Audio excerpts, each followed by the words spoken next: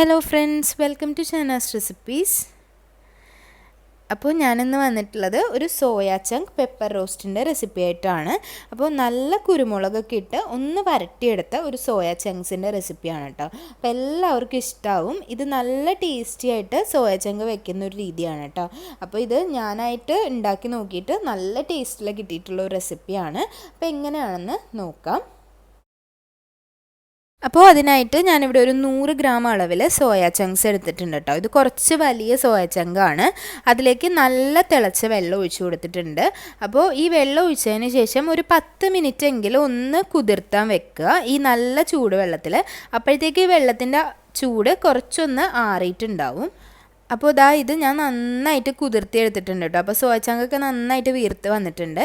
ഇനി നമുക്ക് അതൊരു വലിയ ബൗളിലേക്ക് മാറ്റാം. എപ്പോഴും കുറച്ച് വലിയ പാത്രത്തിൽ ഇട്ടിട്ട് വേണം ഇതൊന്ന് നന്നായിട്ടൊന്ന് പിഴിഞ്ഞെടുക്കാനായിട്ട്.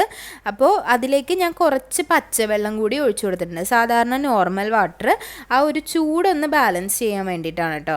അപ്പോൾ ഇതൊന്ന് നല്ലപോലെ ആദ്യം ഇതൊന്ന് മിക്സ് ആക്കിയതിന് ശേഷം നല്ലപോലെ കൈവച്ചൊന്ന് പിഴിഞ്ഞെടുക്കുക.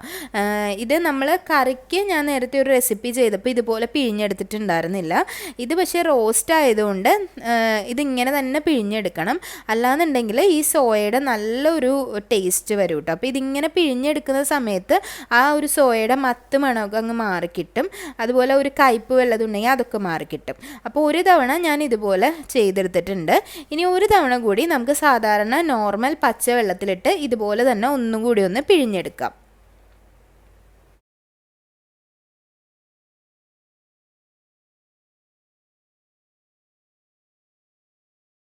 അപ്പോൾ മുഴുവനായിട്ട് ഒന്നും കൂടി നന്നായിട്ട് കഴുകി പിഴിഞ്ഞെടുത്തിട്ടുണ്ട്. ഇനി ഒരു പാൻ എടുക്കാം. അതിലേക്ക് ഏകദേശം ഒരു 3 ടേബിൾ സ്പൂൺ അളവിൽ വെളിച്ചെണ്ണയാണ് ഒഴിച്ചു കൊടുത്തിട്ടുള്ളത്.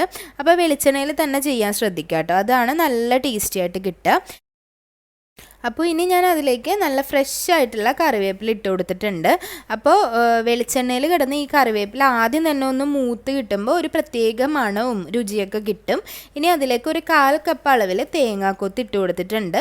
നല്ല തിന്നായിട്ട് സ്ലൈസ് ചെയ്ത തേങ്ങാക്കൊത്താണ് കേട്ടോ. അപ്പോൾ അതും കൂടി ഇട്ട് കൊടുത്തിട്ട് ഇതൊന്ന് നന്നായിട്ടൊന്ന് വഴറ്റിയെടുക്കുക. ആ ഒരു തേങ്ങയുടെ ഒരു പച്ച മണമൊക്കെ ഒന്ന് മാറി ഒരു നല്ല സ്മെല്ല് വരുന്ന സമയത്ത് നമുക്ക് അതിലേക്ക് ഒരു ടേബിൾ സ്പൂൺ അളവിൽ ഇഞ്ചി വെളുത്തുള്ളിയും കൂടി അരച്ചെടുത്ത പേസ്റ്റാണ് ഇട്ട് കൊടുത്തിട്ടുള്ളത്. ഒരു മീഡിയം സൈസ് ഇഞ്ചിയും ഒരു 5-6 അല്ലി വെളുത്തുള്ളിയും കൂടി വെള്ളം ഒഴിക്കാതെ നമ്മുടെ മിക്സിയുടെ ജാറിലിട്ട് നന്നായിട്ട് പേസ്റ്റ് പോലെ അരച്ചെടുത്തതാണ് കേട്ടോ ഇത്. അല്ലാതെ ചതച്ചെടുത്തതല്ല, അതുപോലെ തന്നെ അരിഞ്ഞിട്ടതുമല്ല.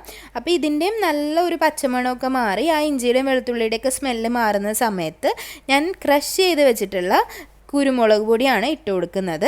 ഇത് പൊടിച്ചിട്ടില്ല, ജസ്റ്റ് ഒന്ന് ക്രഷ് ചെയ്ത് വെച്ച കുരുമുളക് പൊടിയാണ്. നമ്മൾ പെപ്പർ ബീഫിലും ഒക്കെ ഇടുന്ന പോലെയുള്ള പൊടിയാണ്. ചെറിയൊരു തരി ഉണ്ടാവും.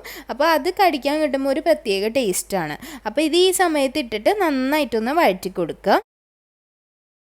അപ്പോൾ ഒരു 2 മിനിറ്റ് നേരം ഇതുപോലെ ഒന്ന് നന്നായിട്ട് വഴറ്റിയതിന് ശേഷം നമുക്ക് അതിലേക്ക് ഒരു 2 വലിയ സവാള ചെറുതായിട്ട് അരിഞ്ഞത് ഇട്ട് കൊടുക്കാം.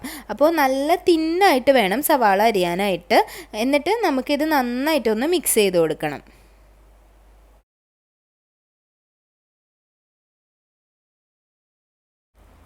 ആ ഒരു കുരുമുളക് പൊടിയും തേങ്ങാക്കൊത്തും എല്ലാം അതിലേക്ക് പിടിച്ചതിന് ശേഷം കുറച്ച് ഉപ്പ് കൂടി ഇട്ട് കൊടുക്കുക. ഇപ്പോൾ ഈ സമയത്ത് ഉപ്പിട്ട് കൊടുത്താൽ നന്നായിട്ട് പെട്ടെന്ന് തന്നെ അതൊന്ന് വഴണ്ട് ട്രാൻസ്പെറൻ്റ് ആയിട്ട് കിട്ടും. അതിന് വേണ്ടിയിട്ടാണ്. നമുക്കിതിനെ ഒന്ന് അടച്ച് വെച്ചാണ് വേവിക്കേണ്ടത്. അടച്ച് വെച്ച് ഒരു 5 മിനിറ്റ് നേരം ഒരു മീഡിയം ഫ്ലെയിമിൽ വെച്ചാൽ തന്നെ ഈ സവാള നല്ലപോലെ ഒന്ന് റെഡിയായി കിട്ടും. അപ്പോൾ ആ സമയം കൊണ്ട് നമുക്ക് കുറച്ച് അരപ്പ് റെഡിയാക്കണം. അതിന് വേണ്ടിയിട്ട് ഒരു 1/2 കപ്പ് തേങ്ങ ചിരവിയത് ഒരു മിക്സിയുടെ ജാറിലേക്ക് ഇട്ട് കൊടുത്തിട്ടുണ്ട്.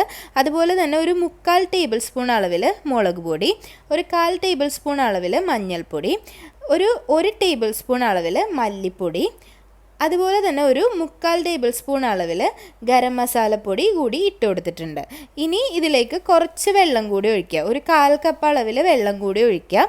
നമുക്ക് ഒരുപാട് അങ്ങ് മിക്സാക്കി അരച്ചെടുക്കണ്ട, ജസ്റ്റ് ഒന്ന് ഒതുക്കിയെടുത്താൽ മതി. കുറച്ച് കറിവേപ്പില കൂടി ഇട്ടിട്ട് ഒന്ന് ഒതുക്കിയെടുക്കുക. അപ്പോൾ ഇതാ ഇതുപോലെ ഞാനിത് റെഡിയാക്കി എടുത്തിട്ടുണ്ട് കേട്ടോ. അപ്പോൾ ഈ ഒരു കൺസിസ്റ്റൻസിയിലാണ് അരച്ചെടുക്കാനുള്ളത്. അപ്പോൾ നമ്മുടെ സവാള നല്ലതുപോലെ വഴണ്ട് ട്രാൻസ്പെറൻ്റ് ആയിട്ട് കിട്ടിയിട്ടുണ്ട് കേട്ടോ. ഇങ്ങനെ തന്നെ സവാളയുടെ ഒരു അളവ് തന്നെ കുറഞ്ഞിട്ടുണ്ടാവും. ഇനി നമുക്ക് ഈ സമയത്ത് ഇതിലേക്ക് ഈ അരപ്പ് ഇട്ട് കൊടുക്കാം. അപ്പോൾ നിങ്ങൾക്ക് തോന്നും ഈ അരപ്പ് ഈ സമയത്ത് ഇടുമ്പോൾ ഒരു പച്ചക്കുത്ത് ഉണ്ടാവില്ലേ എന്ന്.